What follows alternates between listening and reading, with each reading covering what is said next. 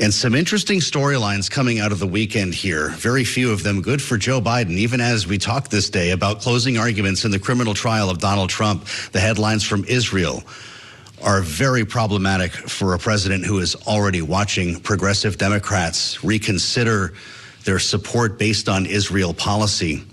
When you consider the polling now, the approval numbers, some of the polls we saw on Friday from the Cook Political Report from Emerson painting a picture that is very consistent with Bloomberg polling that shows the president potentially losing this race, at least in the swing states.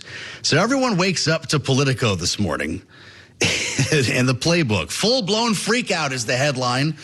And we thought, boy, Cliff Young might have something to say about that because he's actually doing his own research at Ipsos and a great voice on the campaign for us here at Bloomberg. He's with us at the table now. How are things?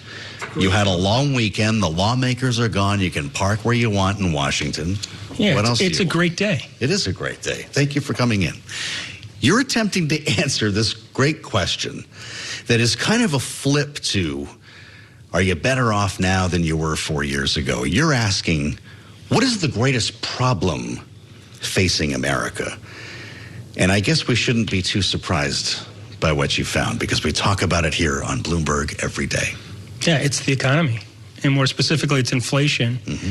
And more problematic for the Biden camp is that their core constituencies, younger Americans, Hispanic Americans, Black Americans, less affluent Americans, all are affected by inflation. Mm-hmm. Now, it's not rates. People don't understand rates, inflation rates. It's about price levels and the ability to make ends meet.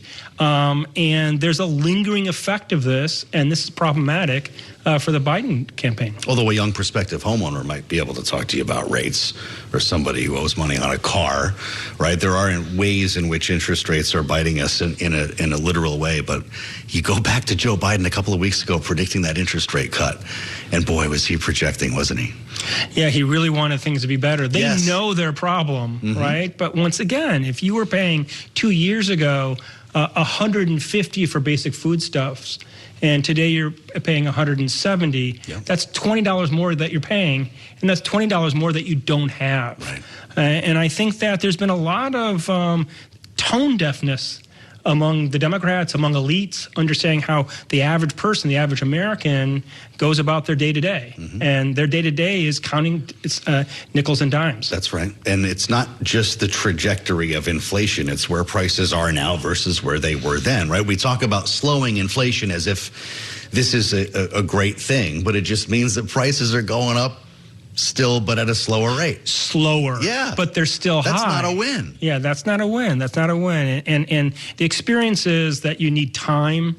You need wages to increase at the same rate, if not at a greater rate. Mm-hmm. And it's not about the overall average. We're not talking about the United States. We're talking about individuals in these key demographics, yes, as well as in the key swing states. So that's number one, and that did not surprise us. So number two did surprise me, and I'd love your thoughts on this.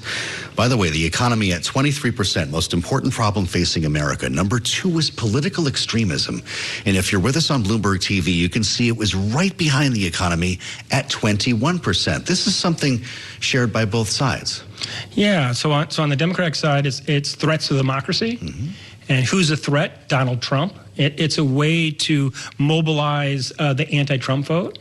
And on the other side, what are issues of political extremism and problems with the democracy? It's a broken system. Mm-hmm. And who's going to fix the broken system? Donald Trump. Donald Trump. And so in my mind, looking forward, if the economy continues to improve, we should see that as a threat to democracy and political extremism becoming the number one issue. Mm-hmm. But today, that's not the case. Today, it still is the economy and inflation. Yeah. And I would say it's Biden's Achilles heel. You surprised to see immigration at 13%? In some polling during the early states, it was the number one issue for primary voters. Yeah, it's a critical issue. Yeah. It's a critical issue on the borders. It's a critical issue among Republicans. It's what Trump won on in 2016. And if you have a black swan event, some sort of mad rush at the border, something that's really, really symbolic and apparent, it could swing things as well. Mm-hmm. It is a Republican issue. It is a Trump issue. The issue of Israel is something that's been dogging Joe Biden. And I always hear that voters don't make decisions based on geopolitics. But this one has been resonating on a domestic level in a very real way. He's certainly worried about it. The campaign has been directing resources in a way that makes that clear, specifically in Michigan. But across the country, when it comes to progressives, this strike in Rafah over the weekend, 45 more civilians killed, is bad news for the White House and for the campaign. How is the issue playing on the trail? He needs it to go away. And so it doesn't help him on the margins. We saw the primary votes in Michigan. That's problematic for Biden and for the Democrats. Mm-hmm. But when push comes to shove, it's inflation over the war in Gaza across all demographic groups. So yes, it's an issue. But it's an issue specifically in specific places.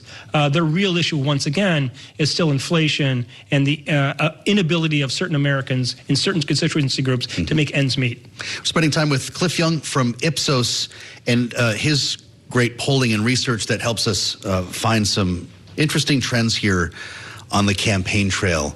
Talk to me about approval ratings. You can give us a little seminar on this with Joe Biden at about 40%. History tells us what, Cliff? Yeah, so we have a database at Ipsos of hundreds of elections around the world.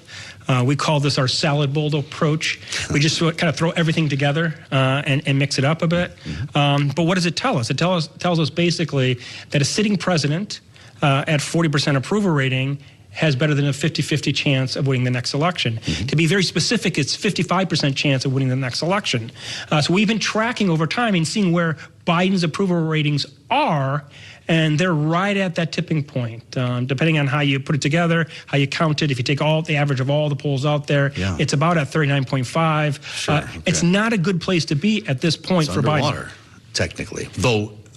Relatively speaking, he's seen way worse. Yeah, well, his head's like poking out of the water. He's keeping up above it, then he's falling below. What's it looked like in the curve over the course of this term?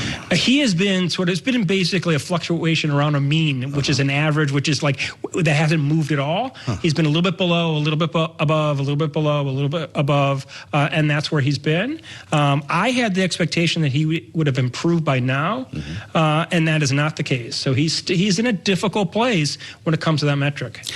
Getting back to the big freak out headline at Politico this morning, is it time to freak out? We're told frequently people don't pay attention to Labor Day. He's got a lot of money. He doesn't seem to have a donor problem, although he did on a monthly basis fall behind Donald Trump for the first time in this cycle last month. When you look at the next 6, how much bandwidth does this campaign have to turn it around? Well, the campaign hasn't started. And so hasn't started. It really hasn't started. I mean, the heavy lifting happens you laugh after. when people say it's too late. Well, I think it's a little premature. Yeah. I think what we're coming to, the market in general, when I say is coming to terms with, is that Donald Trump has a significant non-zero chance of winning. We know that now. When it comes to the Biden camp, he has a lot of he has a lot of weaknesses that one would expect that with an improving economy that he'd be able to work out, but the campaign hasn't started.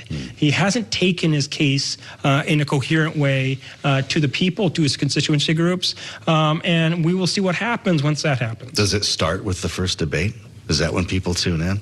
Well, I think it's very telling that we're having a first debate when we are. In June? Yeah. Yeah, obviously the Biden camp is worried. Maybe not so much. They think they have to make a statement. Yeah. And I think if not freaking out, they are feeling the pressure and believe they have to have a concrete proof point showing that he is in the game. Well, we're having a watch party that night. You should come by. Okay.